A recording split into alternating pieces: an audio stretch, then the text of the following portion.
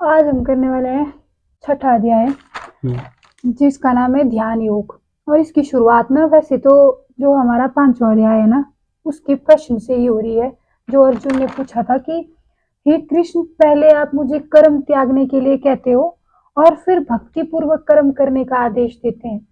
क्या आप अब कृपा करेंगे करके निश्चित रूप से मुझे बताएंगे कि इन दोनों में से मेरे लिए क्या लाभप्रद है। और ये ना ध्यान योग का जो हमारे पास छठा अध्याय है ना, तो ये ना पिछले अध्याय के 27 श्लोक से शुरू हो गया था। उसमें भगवान जी ने धीरे धीरे मतलब शुरू कर दिया था ध्यान के बारे में थोड़ा थोड़ा बताना। तो इसमें मैं एक चीज बताती हूँ कि जो ध्यान योग है ना, योग योग मतलब एक्सरसाइज नहीं बोला भगवान जी ने, कहीं पे भी नहीं बोला। योग जो एक्सरसाइज है वो करेगी हमारे जैसे बॉडी को ट्रेन, हेल्थ हमारे लिए ठीक करेगी, पर जो योग है ना वो हमारे माइंड को ट्रेन करेगा और हमारा इसका जो अल्टीमेट गोल है पीस, मतलब शांति मिलेगी हमको। पर इसमें एक्सरसाइज ये सब बिल्कुल भी नहीं बोला। तो योग मतलब कि साधना, जो कि भगवान जी इसमें पूरे में बताएंगे भी हमको, ठीक है। तो इसमें सबसे पहले तो हमारे पास जो ध्यान योग है उसको इसमें भगवान जी ने हमको अष्टांग योग के बारे में भी बताया है और नवधा भक्ति के बारे में भी बताया, ठीक है। ये पहले ही बता रही हूँ मैं। तो सबसे पहले कि योग योगी कौन है, ठीक है। तो पिछला जो प्रश्न था वही उसी से आगे को आएगा। ये भगवान ने योगी कर्म फल से डिटैच इंसान को कहा है जो कर्म को अपना कर्तव्य समझकर करता है, ठीक है।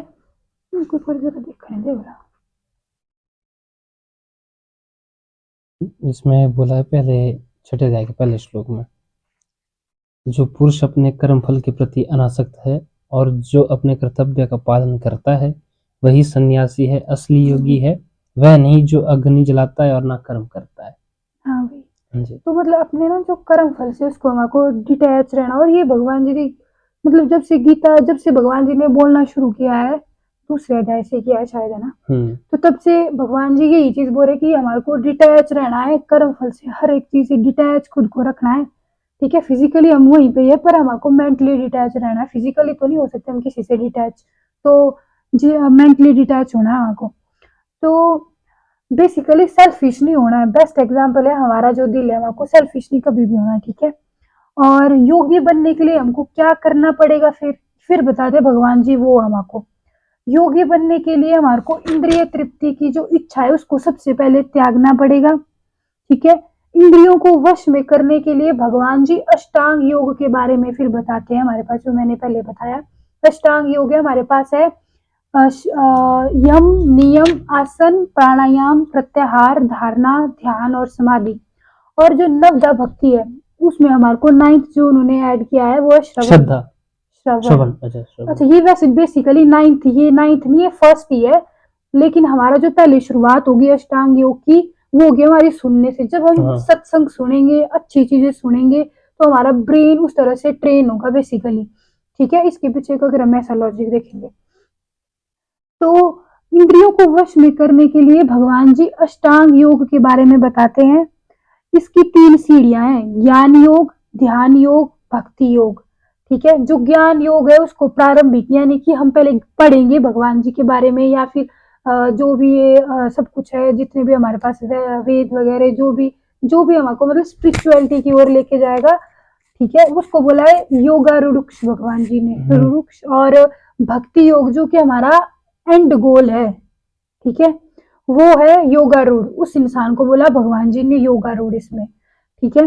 तो योगारूढ़ वो पुरुष है जो भौतिक इच्छाओं का त्याग करके ना तो इंद्रिय तृप्ति के लिए कार्य करता है, जो कि अब इंद्रिय तृप्ति के लिए हमको कोई काम नहीं करना, सबसे पहले बोल दिया, और डिटैच होकर रहना है, उसको बोला भगवान जी ने योगारूढ़। जो कि कैसे होगा, एकदम से तो नहीं होगा। तो स्टेजेस बताइए, पहले ज्ञान योग, हम धीरे धीरे उसमें जाएंगे, पढ़ेंगे, अगर जितना सुनेंगे अपनी इंद्रियों के थ्रू, जैसे आंखों से देखेंगे, सत्संग सुनेंगे कानों से, और भगवान जी की सेवा में लगाएंगे हाथ अपने मतलब फिजिकल शरीर को।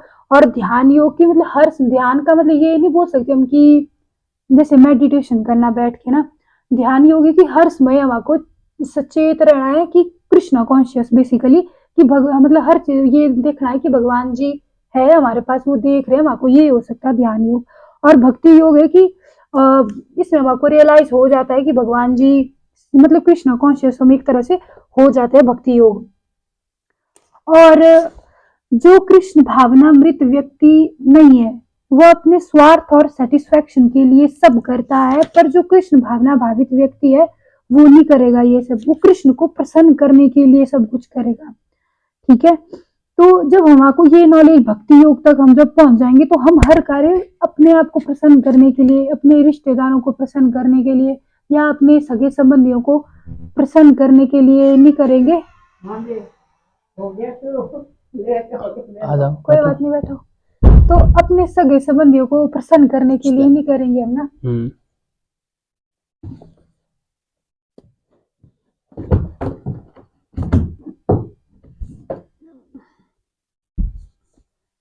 हम कह रहे छठा अध्याय ना, ध्यान योग। अच्छा। तो जब हम अपने क्या बोलते कृष्ण को प्रसन्न करने लगेंगे तो अब हम लोग कृष्ण भावना भावित हो जाएंगे, सेटिस्फैक्शन, लोगों को सेटिस्फाई करना हम छोड़ देंगे। ठीक है, फिर बोलते हैं भगवान जी की प्रसन्न करने से तात्पर्य पूजा पाठ से नहीं है, अपितु गलत कार्य ना करने से, झूठ चुगलियां ना करने से है। और मैं गलती अच्छा भगवान जी ने पता है इसमें क्या, इसमें बोला नहीं है पर ये मेरे को लगता है कि अब क्या बोलते हैं भगवान जी को जो किसमें बोला है कि जो कृष्ण को प्रसन्न करने के लिए वो इंसान करेगा हर कार्य। ठीक है, तो इसका मतलब ये नहीं होता कि कृष्ण को हमने प्रसन्न कैसे करना, अच्छे से पूजा पाठ करके, या तो कितनी बार हम धूप जलाएंगे, फूल कितने चढ़ा रहे हम लोग, ये सब चीजें नहीं, ये तो फिर एक बहुत अलग है, मतलब किसी का भाव है उसको हम साइड में रखते हैं। ठीक है, बेसिकली हमको कृष्ण को प्रसन्न करने के लिए क्या करना पड़ेगा कि उन्होंने जो बोला है वो हर एक चीज करनी है। ये मैटर नहीं करता कि तुम कितना धूप जला रहे हो, सुबह उठ के 4 बजे पूजा कर रहे हो, अगर तुम सुबह मतलब कि तुमको अपने ऊपर ध्यान देना है। और ये जैसे देखना पूरा दिन सुबह 4 बजे उठ के अगर कोई पूजा पाठ कर रहा है फिर पूरा दिन चुगलियां कर रहा है, फिर वो तो हिसाब किताब वही हो गया कि क्या फायदा हो गया। कृष्ण तो नहीं प्रसन्न होंगे उस चीजों से, वो इस चीज से प्रसन्न होंगे कि मतलब उनका चिंतन करना है, मन में चिंतन, वो उससे प्रसन्न होंगे। नाप जप करना है उनका। हाँ, मगर मन में चिंतन कर लो, बेशक अगर मंदिर भी नहीं जाना है तो। भगवान जी ने इस पूरे उस अध्याय में ये कहीं नहीं बोला कि तुमने मंदिर आना है या तुमने धूप करना है या कुछ करना है, पूजा पाठ करना, कहीं नहीं बोला है।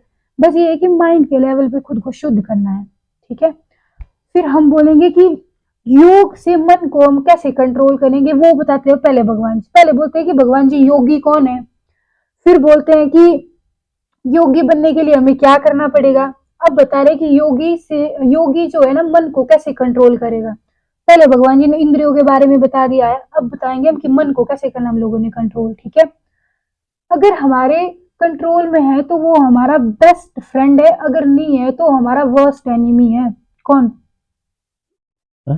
कौन? भगवान जी तो मन। अच्छा, मन। जब ना मन हमारे वश में होगा तो हमारा बेस्ट फ्रेंड है, अगर वो हमारे वश में नहीं होगा तो हमारा सबसे बड़ा दुश्मन है।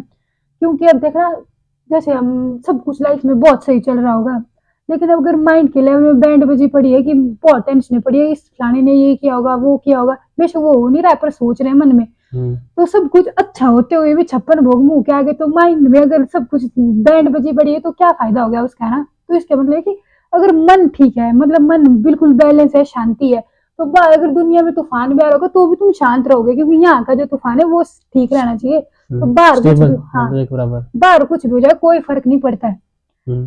तो इसलिए मन को बोला है भगवान जी ने सबसे पहले कंट्रोल करने के लिए, मतलब इंद्रियों के बाद इस अध्याय में।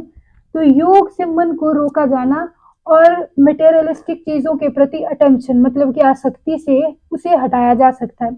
अच्छा, इसके फायदे बताते हैं कि अगर मन हमने कंट्रोल कर लिया तो सीधी सी बात है, जहाँ हमारा जैसे होता है कि अच्छा ये मन कर रहा है आज करने का, वो मन कर रहा है, अच्छा ये थोड़ा सा चीज, कुछ चीजें लेने की हम उसमें आसक्ति हो जाती है ना, तो फिर हम उसको कंट्रोल कर पाएंगे मन पे। अगर मन में कंट्रोल नहीं होगा तो हमको, एक पीछे था एक श्लोक, नहीं होगा तो कामना बढ़ेगी, फिर हमारा मन भ्रमित होएगा, फिर हमको गुस्सा आएगा, काम, ऐसा कुछ था ना वो, तो वैसा कुछ होने लग जाएगा। तो इसका मतलब कि मन को हमको पहले तो कंट्रोल करना पड़ेगा, जिसकी वजह से हम अपनी जितनी एक्स्ट्रा, मतलब एक होता है ना नीड, एक होता है हमारी चाह, नीड के अलावा जो भी हम मांगते हैं वो सब, वो चीज नहीं हम मांगेंगे बेसिकली। ठीक है, अच्छा, फिर मन को वश में करने से शांति प्राप्त होगी, जो बेसिकली एक देखना बोला आज के युथ में होता है ये कि सब कुछ बढ़िया है पर शांति नहीं है मन में, है ना। हाँ बस वो है कि शांति प्राप्त हो जाएगी। शांति ऐसा तो है नहीं कि इधर उधर बाजार में मिलेगी, यही है मन में, यहाँ शांति तो सब ठीक है। जो योगी है वो कंकड़ पत्थर और सोना एक समान देखता है। और ये भगवान जी ना पिछले वाले अध्याय में भी इस चीज पे बहुत जोर दिया था, और इस पूरे अध्याय में वो शायद ये 2-3 बार बोल चुके हैं कि हमको हर एक चीज को समान भाव से देखना है। और अच्छा, सबको नहीं बोला ये चीज कि सबको देखना है, किसको बोला? जो योगी बनना चाहता है उसके लिए बोला है, जिसने नहीं बनना वो तो फिर जैसा चला वो वैसा ही देखता रहे। अगर एटलीस्ट जिसने अपने इस जर्नी में अपना कदम रखना है वो, अच्छा उसने कुछ भी नहीं करना, ये एक चीज तो कर ही सकता है कि सबको समान भाव से देखे वो, है ना। अब जैसे कि होता है कि जिसके वहां ज्यादा पैसा उसको ज्यादा इज्जत मिलती है, जिसके वहां कम पैसा उसको इज्जत कम मिलती है, पर जो योगी होगा उसके लिए वो दोनों बिल्कुल बराबर है, वो एक समान भाव से। हाँ। योगी को एकांत स्थान में जाकर मन को वश में करने का प्रयत्न करना चाहिए। और इसमें बोला भगवान जी को योगी को ना एकांत में बैठ के अपने मन को वश में करने का प्रयत्न करना चाहिए। जो कृष्णा कॉन्शियस होता है वही योगी है बेसिकली, जो हर वक्त कृष्ण के लिए सचेत रहता है वो है वो व्यक्ति। अच्छा, योगाभ्यास में भौतिक मटेरियलिस्टिक वर्ल्ड में डिटैच होने में सहायक है। अच्छा, योगाभ्यास, जब योग अभ्यास करते रहेंगे हम तो मटेरियलिस्टिक वर्ल्ड से हम डिटैच होएंगे धीरे धीरे, बहुत ज्यादा। इससे हम फिजिकल बॉडी के लेवल पर नहीं बल्कि माइंड के लेवल पे हेल्दी होंगे। ठीक है, ये मैंने अपने उससे लिखा है। जो सात्विक भोजन, क्योंकि वो कृष्ण को अर्पित भोजन खाएगा। अब वो कैसे होगा? देखो इसमें बोला था ना कि जो कृष्ण को प्रसन्न करने के लिए कार्य करेगा। अब उसको तो ये पहले तो ये पता होना चाहिए कि कृष्ण किस चीज से प्रसन्न होंगे। अगर तुम खा रहे हो नॉनवेज तो लगता है कि कृष्ण प्रसन्न होंगे, नहीं खाएंगे प्रसन्न, है ना। तो जो जो उनको पसंद है वो हमको करना पड़ेगा। उनको झूठ बोलना पसंद है, नहीं है। चोरी करना पसंद है, नहीं है। तो हमको पहले खुद में धीरे धीरे बदलाव लाना पड़ेगा खुद में पहले। सबसे पहले तो झूठ बोलना, पहले तो खाने पे कर लो कि मोटे मोटे लेवल पे क्या क्या हो सकता है, फिर उसके बाद व्यवहार में क्या हो सकता है, इस तरह से मतलब तोड़ तोड़ के थोड़ा थोड़ा क्या क्या कर सकते हैं हम लोग। और इसमें बोला है भगवान जी ने कि 6 घंटे की नींद योगी, अच्छा योगी के लिए बोल रहे हैं, स्पेशली जो योगी है उसके लिए 6 घंटे की नींद पूरी है। सात्विक भोजन करना चाहिए, डिसिप्लिन के साथ नियमितता रहता है और हमेशा ना नियमित रहना है। अच्छा, ये काम इतने से इतने होना है तो मतलब होना है, ऐसा नहीं कि चलो भाई नहीं अभी थोड़ी देर गप्पे लड़ा लेते हैं, चलो थोड़ी देर बाद कर लेंगे। लेट लतीफ नहीं बनना है, मतलब एक होता है ना पर्टिकुलर आदमी, वो बनना है। योगाभ्यास से वो भौतिक चीजों से दूर हो जाता है, इसके बाद वो समाधि में चला जाता है, जो कि लास्ट स्टेप है परमात्मा को पाने का या सेल्फ रियलाइजेशन का। जो मैंने बताया था भी अष्टांग योग के बारे में ना कि वो पहले श्रवण यम नियम करेगा, आसन प्राणायाम प्रत्याहार धारणा ध्यान समाधि, जो एंड गोल है समाधि, मतलब कि सेल्फ रियलाइजेशन की एंड गोल है ये समाधि। तुम हर वक्त फिर कृष्णा कॉन्शियस रहोगे, भगवान से जुड़े। तुमको मतलब ये सोचना नहीं पड़ेगा कि भगवान जी है भगवान जी है, तुमको पता है कि भगवान जी है। अभी तो फिर भी वहां को बोल अच्छा देख रहे हैं, नहीं भगवान जी है, देख रहे हो, देख ही रहे हैं, मतलब इस तरह से। और ये कैसे करेगा उसको? सबसे पहले ना ये जितना भी उसने भगवान जी ने बोला, एक तो संकल्प और श्रद्धा के साथ योगा अभ्यास करना पड़ेगा उसको। पहले तो संकल्प ले और मन में एक तो होना भी चाहिए श्रद्धा कि भाई मैं करूंगा, ठीक है। और मन के द्वारा इंद्रियों को वश में करें, क्योंकि जो हमारे, अगर हम मन को कंट्रोल करें पर इंद्रियों में हम डेली कुछ ना कुछ स्क्रॉल कर रहे हैं या नेटफ्लिक्स देख रहे हैं, ये कर रहे हैं, कुछ कर रहे हैं, तो वो तो फिर इम्पॉसिबल है, ठीक है। क्योंकि हम बेसिक हम इस चीज सुबह 1 घंटा सत्संग सुनने से या तो कुछ ऐसी वर्थ इट चीज सुनने से कर सकते हैं कि हम इंद्रियों को ट्रेन करें, मतलब हमारा ना कुछ फालतू देखने में नहीं हमारा माइंड वो होना चाहिए डाइवर्ट। तो श्लोक 26 से भगवान जी एक्सेप्ट भी कर रहे हैं 6ठे अध्याय में कि मन चंचल और अस्थिर है, ठीक है। जो योगी है वो मन को वश में लाना पड़ेगा, पर उसको भगवान जी यहाँ पे डिनाई भी नहीं करे कि भाई तुमका मन नहीं है चंचल या फिर वो अस्थिर नहीं, वो बोल रहे कि भाई ये मतलब कि इतना आसान नहीं है, ठीक है। लेकिन तुम लोग कर लोगे, क्योंकि मन को हैंडल करना बहुत ज्यादा टफ काम तो है वैसे। तो इसीलिए भगवान जी ने हमको चौथे अध्याय में बताया था इंद्रियों को कैसे वश में करना हमको पहले। तो तभी बोला था, क्योंकि जब तुम अपने जो जितने हमारे पास इंटरनल चीजें हैं उनको एक्सटर्नल जो हमारे पास इंद्रियां हैं जो भी है ना, मन तो इंटरनल है, तो एक्सटर्नल जिनको हम कैसे पहले उनको ट्रेन करेंगे तभी तो मन भी होगा। जितना हम अंदर डालेंगे पॉजिटिव चीजें डालेंगे तो मन को फिर वैसा वैसा ही वो हमको वो देगा। आती रहेगी।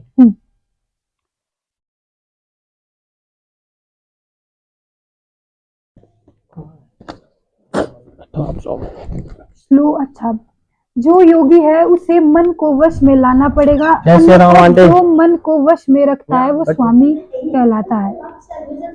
अच्छा, हम इधर बैठे थे हम। जो मन को जो वश में रखता है ना वो स्वामी कहलाता है, और जो मन के वशीभूत होकर इंद्रियों का वशीभूत हो रहता है, राम राम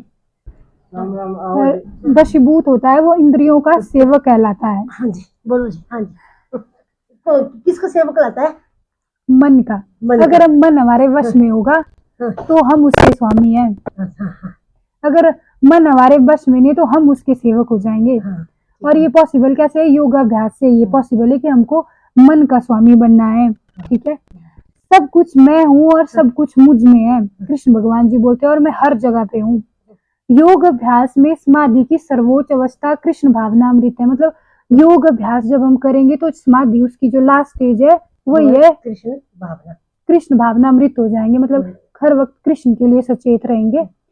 पर जो व्यक्ति कृष्ण को अपने संबंध को भूल जाए, अपने और कृष्ण के संबंध को भूल जाता है, उसे 3 प्रकार के तापों से गुजरना पड़ता है। आसक्ति, भय और क्रोध, जो कि पीछे वाले अध्याय में बताया था भगवान जी ने। तो किस अध्याय का है? छठे। 3 प्रकार के तापों से गुजरता है। जब हमारे किसी चीज से बहुत ज्यादा अटैचमेंट हो जाएगी, फिर हमारे को ज्यादा रहता है भय कि भाई क्या हो जाएगा। ज्यादातर हमारे फ्यूचर से रिलेटेड रहता है कि अच्छा कल क्या होगा, परसों क्या होगा, हम ऐसा नहीं करेंगे तो ऐसा हो जाएगा। पास्ट जो हमारा बीत गया उसको सोच सोच के हमको गुस्सा आने लगता है कि अच्छा हमने ऐसा क्यों किया, ऐसा क्यों नहीं किया हमने। कई बार होता है ना। फिर यहाँ से हमारे पास ना अर्जुन अभी यहाँ पे प्रश्न पूछता है हमारे पास, हमारे 1 2 3 4 5 क्वेश्चन पूछता है अर्जुन हमारे पास, कंटिन्यू क्वेश्चन पूछेगा यहाँ पे। अर्जुन ने बोला कि हे मधुसूदन, आपने जिस योग पद्धति का संक्षेप में वर्णन किया वो मेरे लिए अव्यवहारिक तथा असहनीय, क्योंकि मेरा मन चंचल तथा अस्थिर है।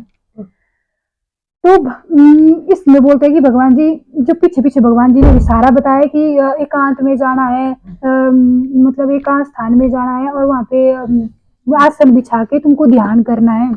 तो ये चीज वैसे देखा जाए तो अव्यवहारिक है, क्योंकि अब अर्जुन तो एक गृहस्थ जीवन में था और प्रैक्टिकली अगर देखें क्योंकि वो उस टाइम तो युद्ध स्थल में था, और वहां से जाके वो पहले एक एकांत स्थान ढूंढे, पहले वो इतनी तपस्या करे, फिर वो आके फिर योग मतलब युद्ध करे, वो तो नहीं था पॉसिबल। वो चीज ठीक भी है, ठीक है। तो अब देखो अर्जुन ही बोल रहा है कि मेरे से तो नहीं हो पाएगा ये, और भगवान जी ने पहले एक्सेप्ट भी कर लिया कि मन है चंचल, इसको कंट्रोल करना थोड़ा मुश्किल है बट असंभव तो नहीं है। अर्जुन इस योग पद्धति को अनप्रैक्टिकल बोलता है जब भगवान से जबकि भगवान ने पिछले 11 से 32 श्लोक तक योग पद्धति का बहुत विस्तार में वर्णन किया है, उसके बावजूद भी वो बोल रहा है कि ये मेरे से नहीं हो पाएगा। हे कृष्ण, चूंकि मन चंचल, अस्थिर और उच्छृंग हठीला तथा अत्यंत बलवान है, अतः मुझे इसे वश में करना वायु को वश में करने से भी अधिक कठिन लगता है। तो ये चीज लगती भी है कहीं ना कहीं है स्टार्टिंग में। अगर कोई करेगा, मन को चंचल तो है, अस्थिर भी, और भगवान जी ने बोला लगता भी है। अगर थोड़ी देर मतलब माया अभ्यास करे ना, नी मन नाम ये ऐसा करना है, तो मन लगता भी है, मतलब थोड़ी देर के लिए फिर उस स्थिति में आ जाता है। प्रत्येक व्यक्ति इस भौतिक शरीर रूपी रथ पर आरूढ़ है और बुद्धि इसका सारथी है, मन लगाम है और इंद्रियां इसके घोड़े हैं। इस प्रकार मन तथा इंद्रियों की संगति से यह आत्मा सुख तथा दुख का भोगता है। भगवान कृष्ण अर्जुन के इस प्रश्न से सहमत तो है कि चंचल है मन, भगवान जी बोलते भी है, पर अभ्यास और कंसिस्टेंसी मतलब कि नियमितता से हम इसको संभव कर सकते हैं। एक तो ध्यान करना है और हमको डेली करना है, ऐसा नहीं कि आज कर लिया कल नहीं करेंगे परसों करेंगे, पर डेली करना है, चाहे 5 मिनट करो पर करना है जरूर हमको ट्राई प्रैक्टिस। अच्छा, तो इसमें बताते हैं भगवान जी शुरू कैसे करोगे तुम लोग, कि भाई इसमें करेंगे कि इसमें नवदा भक्ति के बारे में बताते हैं जो कि है श्रवण। पहले सुनने से शुरू करो। अगर हम पहले सुनने से शुरू करें, पहले मतलब पहले कान में डालेंगे सत्संग वाली अच्छी चीजें डालेंगे, तब तो मन बोलेगा नहीं चला रहा, शुरू करते हैं हम थोड़ा थोड़ा, है ना। अगर श्रवण ही शुरू नहीं करेंगे तो फिर तो नहीं हो पाएगा पॉसिबल, डायरेक्ट किताब पकड़ेंगे नहीं होगा। जितना कृष्ण के बारे में सुनोगे तो उतना ही मटेरियलिस्टिक चीजों से डिटैच होते जाओगे। मन को भौतिक भोग में लगाकर योग का अभ्यास करेंगे तो वह अग्नि में जल डालकर उसे प्रज्वलित करने का प्रयास करना है। अच्छा, ऐसा है कि मन को हम ना भौतिक मतलब कि क्या बोलते हैं संसार में लगा के रखेंगे और फिर करेंगे, प्रयास भी कर रहे हैं पर उसको इंद्रियों को लगा के रखेंगे, फिर ट्राई करें कि मन को करेंगे कंट्रोल, वो तो नहीं हो पाएगा। क्योंकि ऐसा कि फोन चलाते रहेंगे, मन में बोलेंगे मन कंट्रोल करूंगी, फिर वो नहीं हो पाएगा। कि जैसे कि आग में घी डालने वाला काम हो गया वो। फिर उसमें कृष्ण भावनामृत में प्रवृत्त हुए बिना मन को स्थिर कर पाना असंभव है। पहले तो हमको कृष्ण के प्रति एक भावना होनी चाहिए कि कृष्ण तो है, एग्जिस्ट तो करता है कोई, है ना, तब तो हम उसके प्रति अपने आप को सरेंडर करेंगे। जब हम बोलेंगे है ही नहीं तो फिर तो ये सब चीजें है कुछ भी नहीं है। ये पॉसिबल कैसे है? योग अभ्यास और कृष्ण भावना भावित इंक्लूड जो इसका कंक्लूजन निकलेगा वो है सफलता। पहले योगाभ्यास करेंगे और कृष्ण के प्रति हमेशा सचेत रहेंगे तो हमको सफलता हर एक कार्य में जरूर मिलेगी। और नियमितता, क्योंकि हम ना हर चीज वो फॉलो करेंगे, फिर जब हम कृष्ण भावना भावित होंगे जो कृष्ण भगवान जी बोलते हैं। फिर यहाँ पे कृष्ण जो अर्जुन है वो फिर पूछता है हमारे पास क्वेश्चन कि अर्जुन ने बोला कि कृष्ण उस असफल योगी की गति क्या है जो प्रारंभ में श्रद्धा पूर्वक आत्म साक्षात्कार की विधि ग्रहण करता है किंतु बाद में भौतिकता के कारण उससे विचलित हो जाता है और योग सिद्धि को प्राप्त नहीं कर पाता। हे महाबाहु कृष्ण, क्या ब्रह्मा प्राप्ति के मार्ग में भ्रष्ट ऐसा व्यक्ति आध्यात्मिक तथा बौद्धिक दोनों ही सफलताओं से च्युत नहीं होता और छिन्न भिन्न बादल की भांति विनष्ट नहीं होता, जिसके फलस्वरूप उसके लिए किसी लोक में कोई स्थान नहीं रहता। हे कृष्ण, यही मेरा संदेह है और मैं आपसे इसे पूर्णतः दूर करने की प्रार्थना कर रहा हूँ। आपके अतिरिक्त अन्य कोई ऐसा नहीं है जो इस संदेह को नष्ट कर सके। अब बोलते हैं, अब अर्जुन को लगा होगा कि ये क्वेश्चन क्यों पूछा उसने कि असफल योगी, यहाँ तो बता रहे थे कि योगी कैसे बनना है, उसके लिए क्या करना पड़ेगा तुमको, और अर्जुन क्या क्वेश्चन पूछ रहा है कि अच्छा जो असफल हो जाएगा उसका क्या होगा वो बताओ आप। क्योंकि वो ना तो भगवान जी के साथ पूरा समर्पित हो पा रहा है, ना वो संसार का आनंद ले पा रहा कि बढ़िया मजे मारूं मैं, ऐसा भी नहीं हो पा रहा। वो फंस गया बीच में, ना मैं भगवान का हो पा रहा हूँ पूरी तरह, ना संसार का हो पा रहा हूँ, वो बीच में। फिर उसका क्या होगा वो पूछ रहा है भगवान जी से। वो हो जाएगा जैसे कि अब छिन्न भिन्न बादल की भांति हो जाएगा वो, कि सब बादलों से दूर, ना आसमान में इधर कहीं है भटका हुआ, है ना। तो आत्म साक्षात्कार की खोज ज्ञान द्वारा की जाती है। इसके लिए अष्टांग विधि भक्ति योग के बारे में भगवान जी। अष्टांग योग क्या है? अष्टांग योग है यम, नियम, आसन, प्राणायाम, प्रत्याहार, धारणा, ध्यान और समाधि। ये सारे नोट्स बनाए हैं ना? कितने जातक बनाए? 6 जातक। छठे। इन दोनों विधियों का अंतिम लक्ष्य कृष्ण भावना भावित होना ही है। अब देखो, आप चाहे भक्ति योग के मार्ग पे डायरेक्ट जाओ या फिर अष्टांग या ज्ञान मार्ग में जाओ, कर्म योग पे जाओ, आपको होना Krishna conscious he at the and, यानी भगवान को ही पाना। आप चाहे कहीं से कुछ भी कर लो, ठीक है। इसके बारे में भगवान जी ने दूसरे अध्याय में एक श्लोक बोला था कि स्व अल्पमस्य धर्मस्य त्रायते महतो भयात्, कि भगवान जी के लिए मतलब भक्ति के मार्ग पे किया गया जैसे थोड़ा भी अगर कार्य है ना वो हमेशा बढ़ता रहेगा, शून्य से शुरू नहीं होगा कभी भी। तो यही बात है कि आप थोड़ा भी ट्राई करते रहोगे तो वो वहीं से ही शुरू होगा, ट्राई तो करना ही पड़ेगा ना। भगवान जी बोलते हैं कि असफल योगी को चिंता करने की आवश्यकता नहीं है। अच्छा, इसमें बताया है कि जो असफल योगी भी है वो 2 तरह के हमारे वहां, एक वो जो थोड़ी उन्नति के बाद भ्रष्ट हो जाते हैं और दूसरे वो जो दीर्घ काल तक योगाभ्यास करने के बाद भ्रष्ट हो जाते हैं। और भगवान जी बोलते हैं कि असफल योगी को चिंता करने की आवश्यकता नहीं है, भले ही उसे ठीक से स्वधर्म आचरण ना किया हो, फल भोगने पड़े हो, पर घाटे की बात भी नहीं है इसमें, क्योंकि वो शुभ कृष्ण भावना अमृत कभी भूलता नहीं है। अच्छा, इसमें बोलते भगवान जी जैसे स्वधर्म आचरण, जो हमारे खुद जो हमारा धर्म है, अगर वो उसको थोड़ा गलत तरीके से या उसको सही तरीके से नहीं कर पा रहा है, बट वो फिर कृष्ण भावना भावित है उसके मन में, है ना, तो उसको तब भी वो उसको घाटे का सौदा नहीं है, क्योंकि उसको उसका मतलब फल मिलेगा। लेकिन कोई ऐसा बंदा है जो कि अपना जो धर्म है, सब कुछ है, ठीक तरीके से कर रहा है, अपने जो स्वधर्म आचरण है वो अच्छे से कर रहा है, लेकिन वो कृष्ण भावना बिल्कुल भावित नहीं है, तो वो एक अच्छी बात नहीं है, क्योंकि उसका कोई फायदा ही नहीं है, और उसको शुभ लाभ प्राप्त हो ये भी आवश्यक नहीं है, भगवान जी बोल रहे हैं। फिर भगवान बोलते हैं कि जो असफल योगी है वो भौतिक प्रलोभनों के कारण असफल हो जाते हैं। वो क्यों होते हैं? क्योंकि अब उनका मन में उतना ज्यादा कंट्रोल तो होगा नहीं, उनको कोई भी कुछ भी बोल देगा मटेरियलिस्टिक चीज की, अच्छा भाई ये मटेरियलिस्टिक चीज में क्या आएगा, एक घर है कि दो घर चाहिए, खाने पीने में प्रत्याहार की बात हुई थी पिछले टांग योग में ना, कि कम खाना है, कम का मतलब कि सही खाना है, कम पूरा खाना खाना है और हाँ, एक्सेस और सात्विक खाना है। सात्विक खाना। तो तुम अगर वो ज्यादा तुम्हारा मन लालच कर रहा है कि ये चीजें, तो वो चीज होगी उसमें। असफल योगी बनने के ये है हमारे पास। और अपनी इच्छाओं की पूर्ति की अनुमति दी जाती है उसको, अब मतलब वो अपनी इच्छाओं की पूर्ति में इतना हो जाता है कि अब मैंने ये भी कर लेना, वो भी कर लूंगा, मैं इच्छाओं की पूर्ति में उलझ जाता है, कि है ना, होता कुछ नहीं है। उसके बाद उन्हें सदाचारी या धनवान परिवार में, अच्छा उसके बाद पता क्या बोलते हैं कि अच्छा जो असफल योगी होगा उसको क्या होगा, जो सदाचारी या धनवान परिवारों में जन्म मिलता है, ताकि वे सुविधाओं का पूर्ण लाभ उठाते हुए अपने आप की 2 मिनट कृष्ण भावना भावमृत के मार्ग पे आगे ले जाए।